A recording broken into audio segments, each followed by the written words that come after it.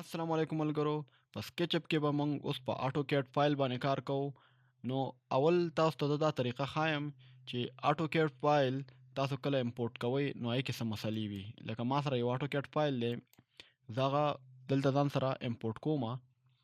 موږ سره دا یو اټو کیډ فایل دی او دا زه امپورټ کوم. نو تاسو ته ګورئ دا ما سره بالکل بلیک شو کیږي، حالانکه که موږ اټو کیډ فایل ته لاړ شو نو هغې کې موږ سره دلته دا ډور دی او چې کوم وینډو دی دا کلر دی، مطلب دا په لیر دی، د دې خپل کلر دی. نو که تاسو دلته وګورئ دلته تاسو ته ټول یو شان شو کوي. تاسو غواړئ چې دا لیر دی دلته هم شو شي، نو هغې لپاره به تاسو څه کوئ، تاسو به راځئ سټایل ته او سټایل کې به تاسو راشئ ایډیټ ته.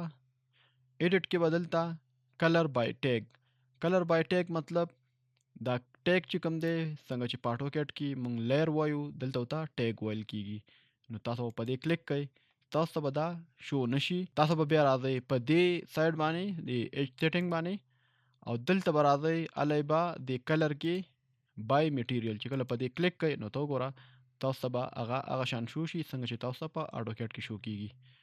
نو نننی کلاس کې هم تاسو ته هم دا خبره کوله. امید دی تاسو به دا زده کړی وي.